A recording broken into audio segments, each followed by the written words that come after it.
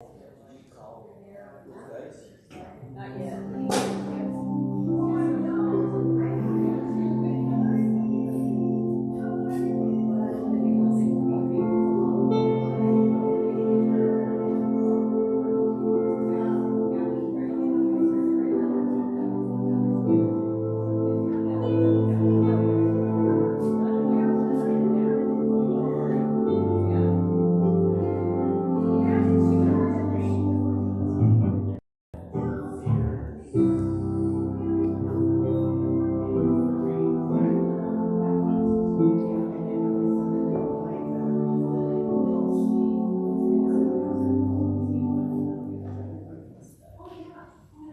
Good morning, everyone. Welcome.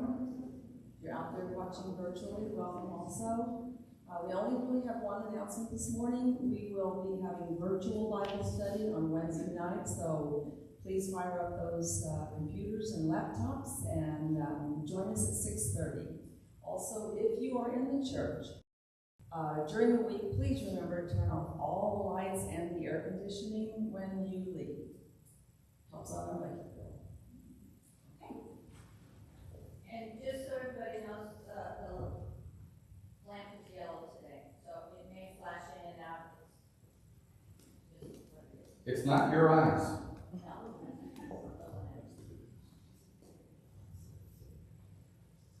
I saw someone walking that way, so we will wear the stuff paper. All right. Good morning. It's hard for you to know, in internet land, that there's like thousands of people here this morning. Yeah. So, would you stand with us? We're going to sing a couple of songs, old hymns. All hail the power of Jesus' name.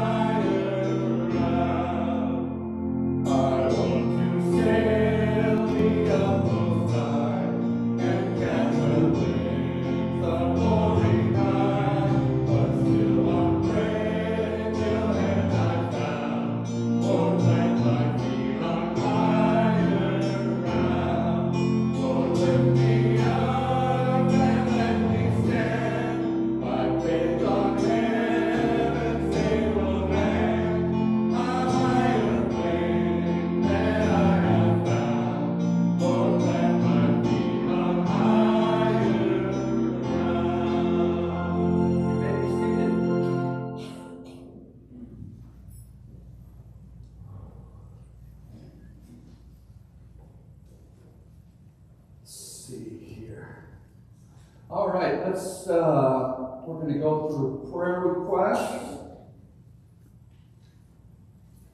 When do you go back to school, JW? Thursday. All right, I knew it was going to be pretty soon. All right, you looking forward to that? It'll probably be, 95 and 110% humidity, right? So, yeah. You don't keep any water, weight on you, because that comes off pretty quick, huh? So, all right. Are you driving him back? Is he flying? Oh, okay. All right. Let's see. Do we have any special prayer requests? Yeah, we have court for juvenile court Monday and family law on Monday and juvenile court on Friday this week, so we'll be busy with that. Okay. And we need to pray for Jessica's sister, Christine, who had a heart surgery. Yeah, she had triple bypass. Jessica's sister had triple bypass this week. And so, for her quick recovery. And we also need to continue to pray for Benjamin. They have, I think they were going for a second opinion. They were told that they should do that. And so, but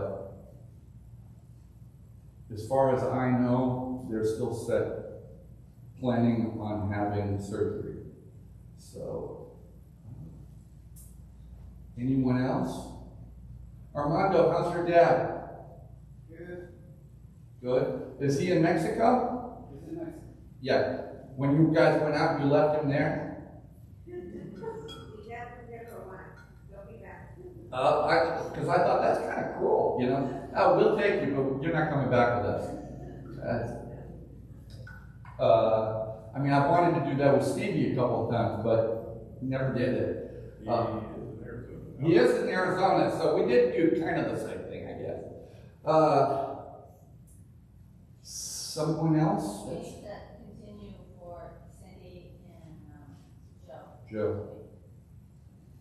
All right. And you please continue praying for Cesaria. She will have the surgery. She's has to go to check out first and whatever. What was her name again? Cesaria. Cesaria? And for Cecilio and Tracy and Stacy. Okay. Jane, would you like to lead us in prayer? Father God, we just come to you with such awe. We just thank you for the way that you work in our lives every single day. We ask for travel blessings for all of those from our church that are traveling these days. We ask for health blessings, so many things. And we know that even if we haven't listed each one, we know what's on our heart. And you will answer in your will and in your time. And now we just lift up the rest of the service to you, Father. Draw us close to you and make our hearts sing with joy. We thank you for the many, many blessings that you give us. We pray this in Jesus' name. Brad and I are going to sing a song for you. It's, if you listen to contemporary Christian music, it's been out for quite a while. But interestingly, for those of you that have been in this church for a long time, it was co-written by Crystal Lewis. And so we're going to sing Even If.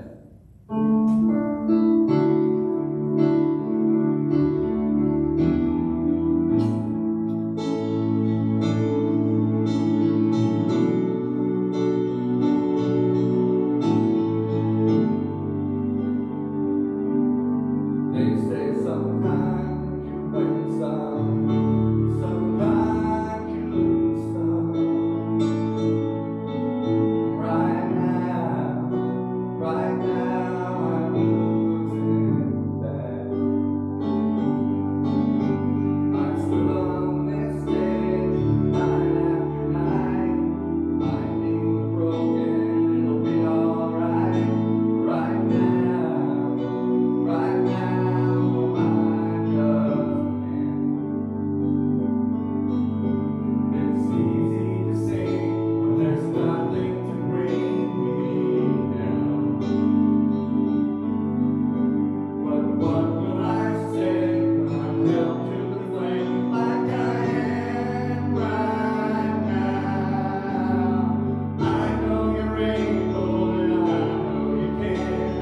A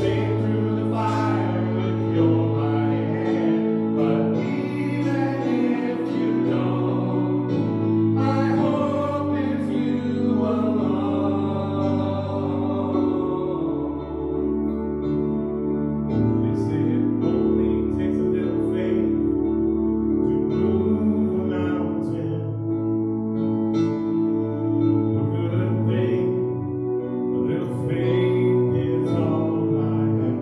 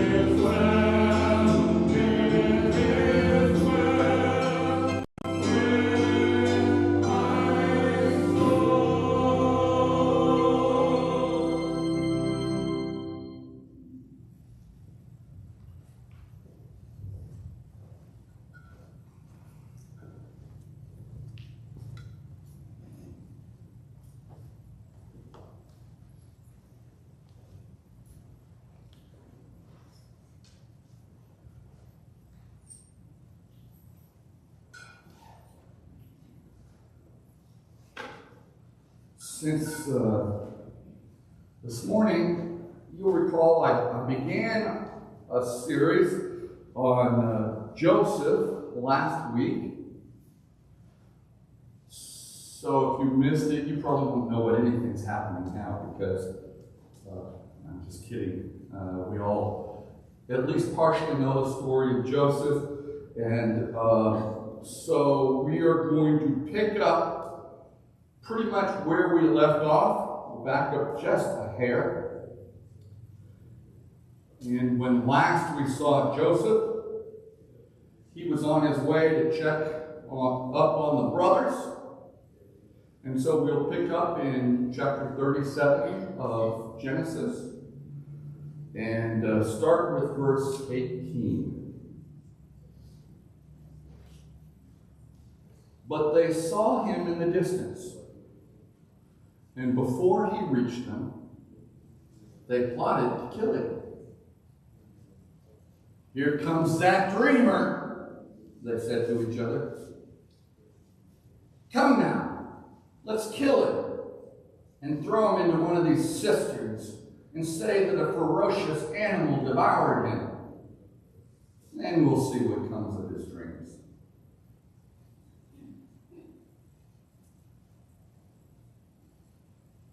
It's very interesting and what I would call bewildering that Joseph's father Jacob sent him to check up on his other sons.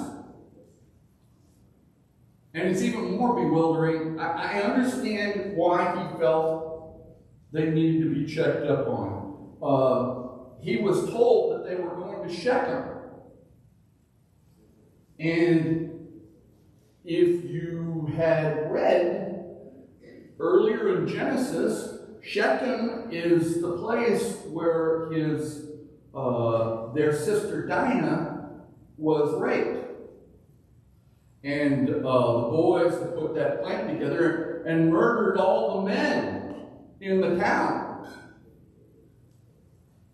And so I can see where Jacob might have thought, man, I hope they're not in trouble. You know, the people might be attacking them or something like that because of it. But still, as we saw last week,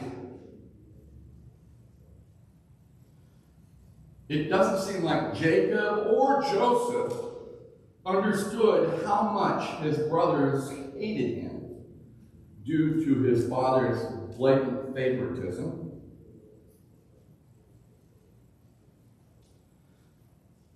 Jacob had to have been completely disconnected from the family to not see the animosity that his favoritism had caused.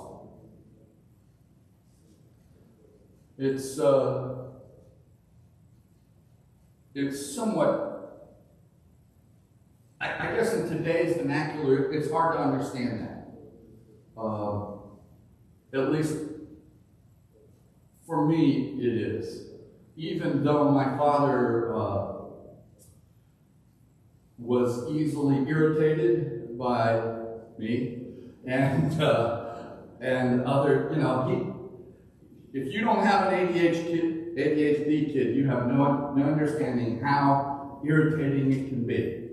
But I know that he was irritated by me, but I also know he knew the stuff that was going on. He wasn't oblivious to it. He just chose not to step in unless Mom asked him to, for the most part. We didn't have too much of that wait till your father gets home thing, because Father was next door. You know, if it was a big deal, she could, you know, open the door and say, "Hey, get in here, I need you to handle this." We didn't have too much of that. But here, it seems that Jacob just has no clue what is happening in his family.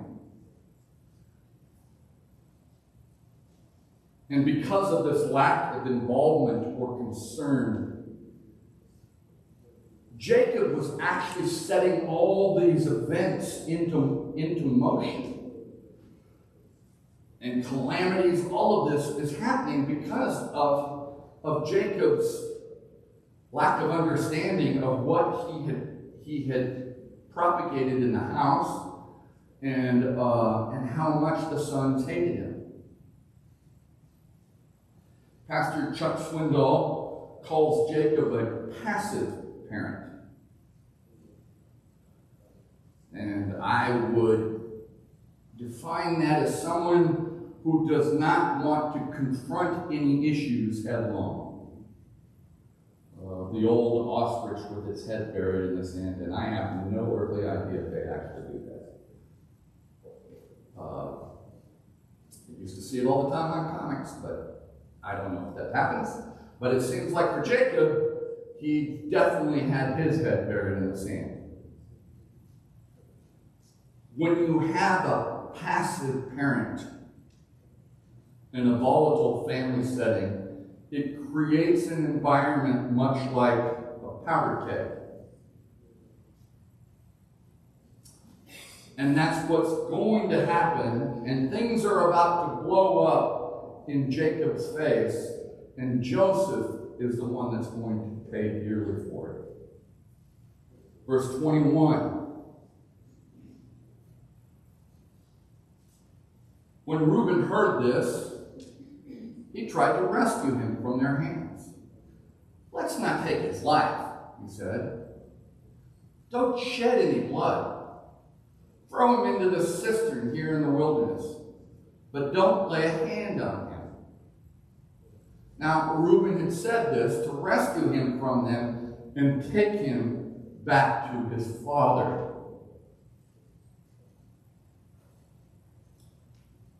You might find this very interesting that all of a sudden, Reuben comes up with a conscience.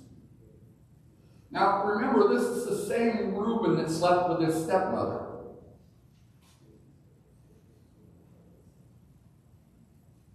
Maybe he matured.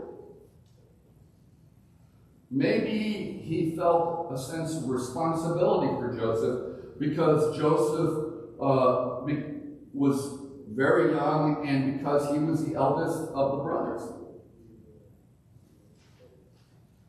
Or maybe adultery was the worst sin he was willing to commit.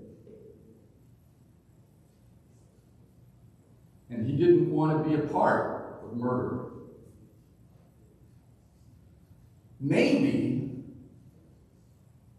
Reuben thought this would get him back into his father's good graces by taking his brother Joseph back to Jacob. But in any case, I think this is a place where we can cut Reuben some slack.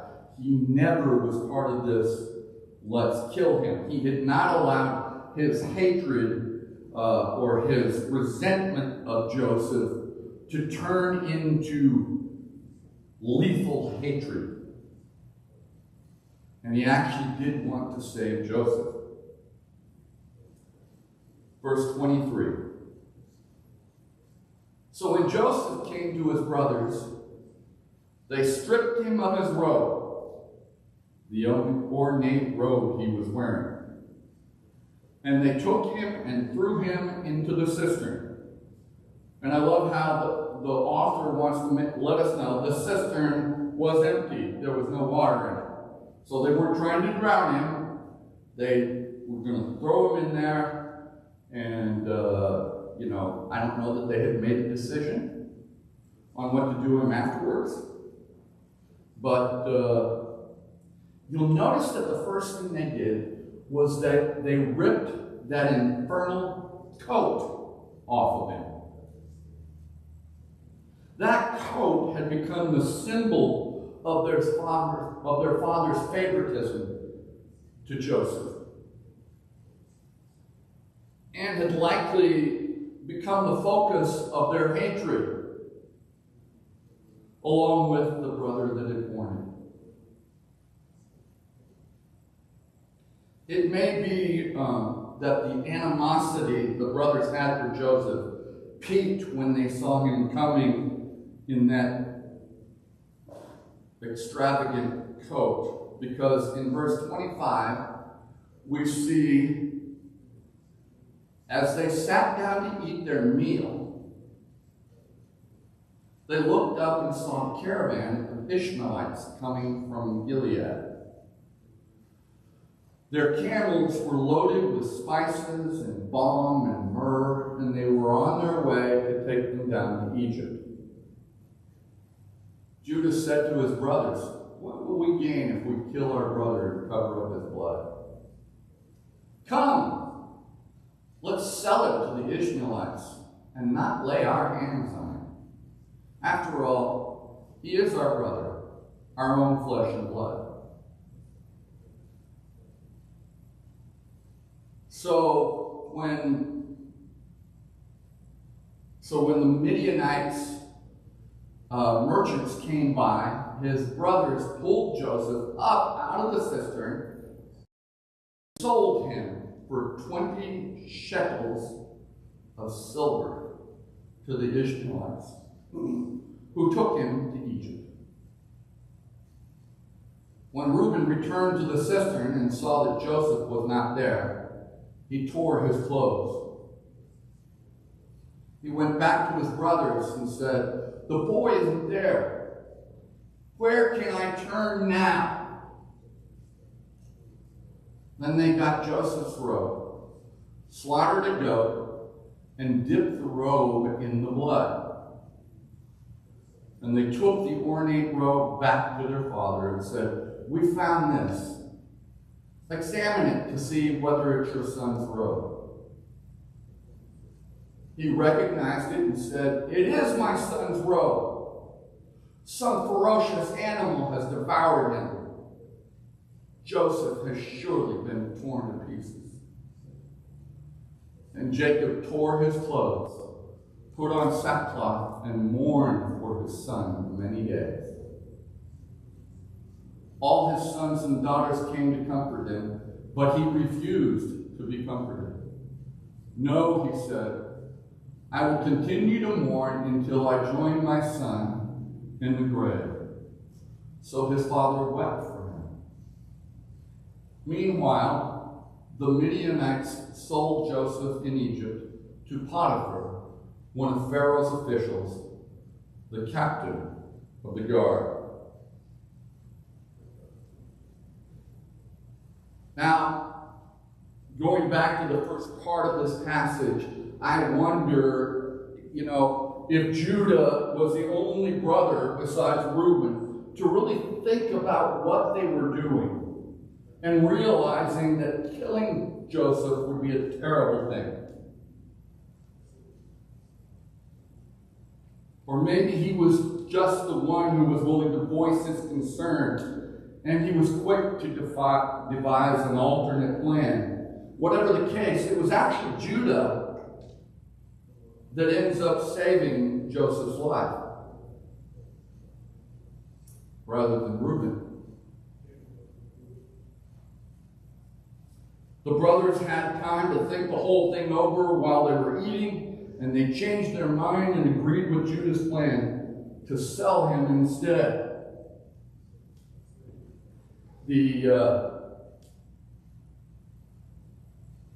This whole thing about, we're going to kill him and then we'll sell him. And you can wonder, well, what did they think was going to occur with Joseph, right?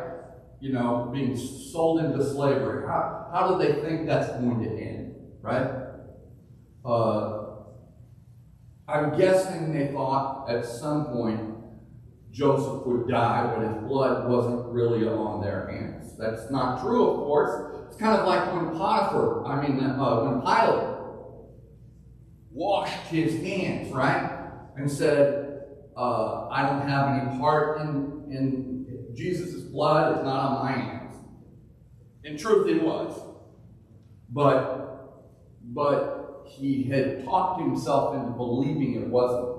And I'm thinking the brothers are probably feeling the same way.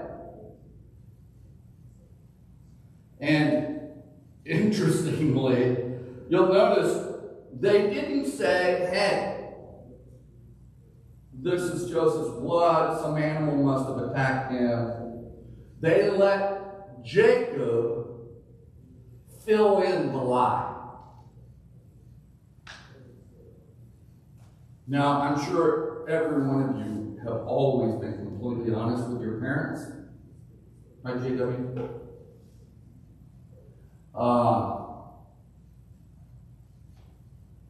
But sometimes you don't, when you lie, you don't come out and outright lie.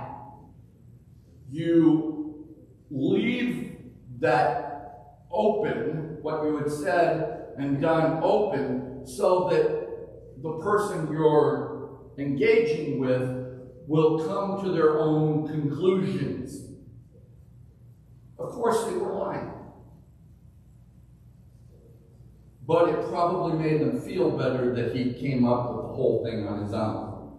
And it also, it's easier to get away with it when you're not putting every word and thought into the other person's mouth. And so they showed him the coat, showed Jacob the coat, and had all that blood on it, and he, of course, filled in the whole thing and figured his son was dead.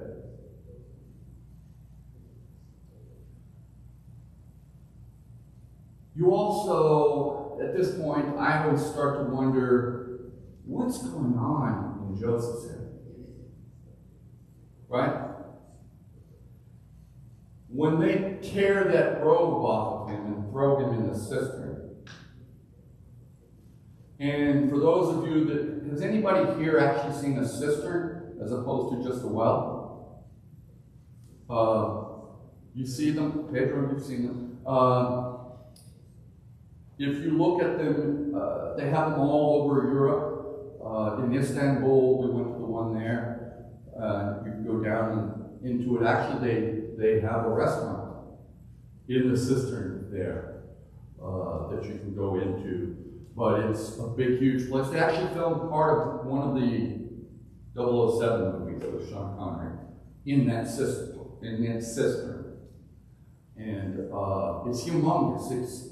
If you can imagine a place with this height, but maybe 4 times the size of this building, it's not a well. It's a cistern in Istanbul. It's designed to allow the water to remain there, down there. So if they are under siege, they don't thirst to death, because that's what you're really trying to accomplish when you lay siege to a place. You're trying to make them thirsty, so thirsty that they have to open the doors, because thirst comes a lot earlier than hunger, doesn't it? And if you don't have any water for the animals that you have in, you can't keep them alive either. So water is very, very important. And so the cistern, for some reason, had gone dry. And they threw him in it, and it was, we have no idea how big, but it was bigger than a well, or they just said a well. And so he's down there. And they said, well, let's sell him. Now, it depends on which translation you're looking at, but some of the translations call them Midianites and Midianites. I don't know what the difference is, but it's the broad stroke word for that is Ishmaelites. They were all basically from the family of Ishmael. And we know that that's a huge family today, right? That covers Iran, Iraq, Lebanon, Syria. All of those Arab nations have come from Ishmael. And so it's a big family. And they were the ones that were running this slave labor thing. And so they sell him for 20 shekels of silver. I have no idea if that's a lot of money for their day, but it sounds like it. And for them, it was worth it to not have to kill him outright. But at this point, things have got to be sinking in with Joseph, right? That song that we sang, Even If, and some of the others.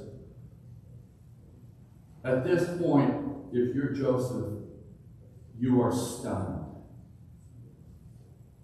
Because, as I said before, Joseph seemed completely oblivious that his brothers hated him.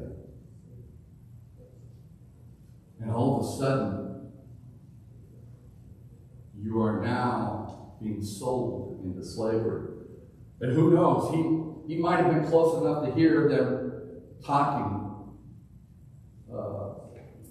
It always reminds me of the Princess Bride, where the guy says, every time the pirate would come to his room, he'd say, I shall probably kill you tomorrow. Now, good night, have a good sleep, because I probably will kill you tomorrow. And he said he would say that every night. And I'm thinking, I picture Joseph trying to hear what they were doing, and we're going to kill him. And let's not kill him. Yeah, let's not. This whole thing about let's not kill him, let's sell him into slavery. I don't like that idea either. But sold into slavery. He was the favorite son of a rich man. He was dearly loved by his father. And now, he's just another slave. We all have times where we wonder if we're going to get through them. We wonder what we're supposed to do next. And the hardest thing of all can be just be still.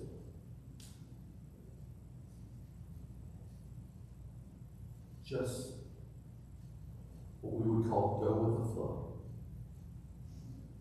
Man, that would be tough, right? And it's tough when we are having these calamities happening to us and around us, and yet we want to do something to get out of it. And here's Joseph, sold into slavery, figuring he'd never see his father again.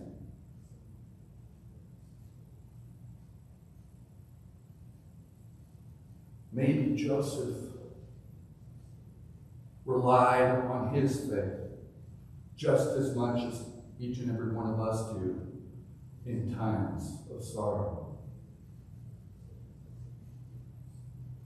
Because we know that Joseph, as we continue to go through the story, Joseph is remarkably faithful. Probably much more faithful than most of us would have been in that same situation. But at this very moment where we're leaving him, we know that he goes and they took him to Egypt. But can you imagine that being thrown into a cage or into a line where you walk and chains? And you would think this is the lowest possible place where he could be. Even in the cistern, he had probably hope that Reuben would come back and free him. But now, being sold to the Ishmaelites, now he knows his future is set. And it's refreshing to know that in our darkest moments, when we think our future is over, God still has a plan. When we think that everyone and everything has deserted us, God still has a plan.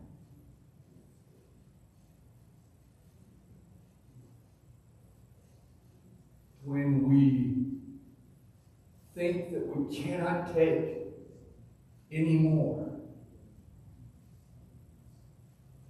God has a plan. He has a plan for your life, and He has a plan for mine. Sometimes I wonder,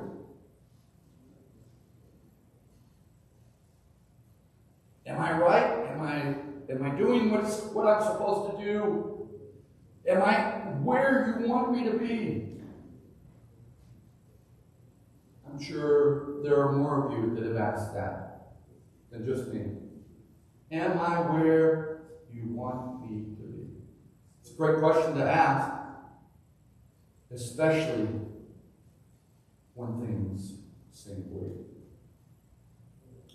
And in Joseph's case, they couldn't have looked any wicker. We will pick this up again next Sunday, and we'll begin to look at Joseph's Egypt that he goes into. But I want you to know that it doesn't matter how much sorrow, how much disaster happens in your life. God still has a plan for you. May not be the plan that you would have picked.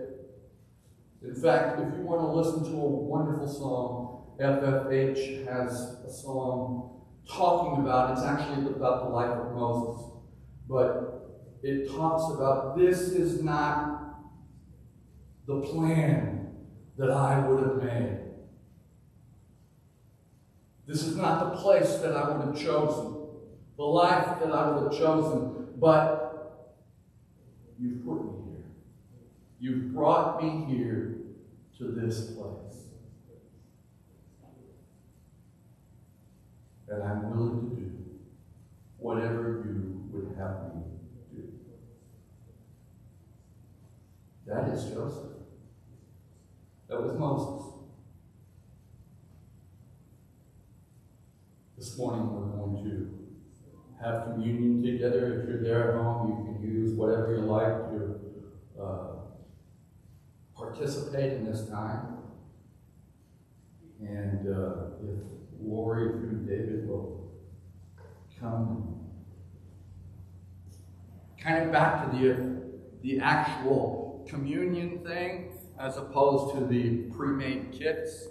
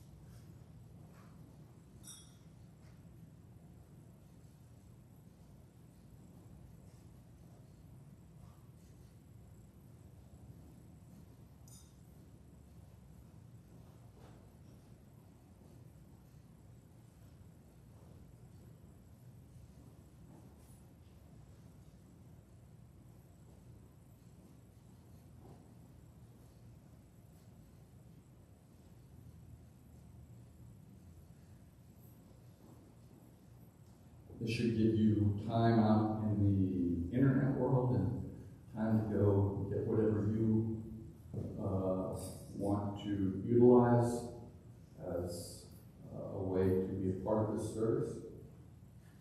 And by the way, we also need to, during the week, keep Ryan Simmons in your prayers as he goes for basic training this week.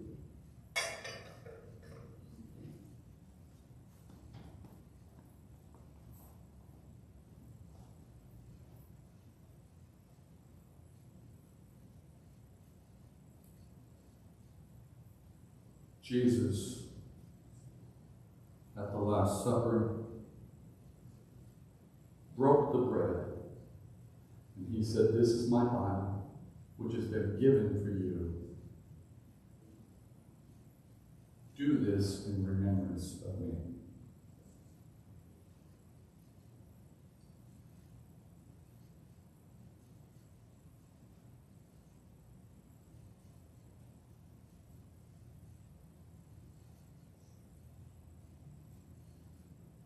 And then at the end of the meal, he took the cup and he said, "This is my blood, which is shed for the remission of sin.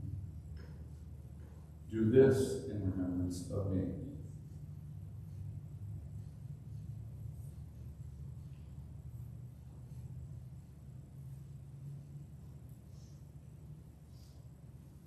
Dear Heavenly Father, we thank you that you love us and you have a plan for each and every one of us.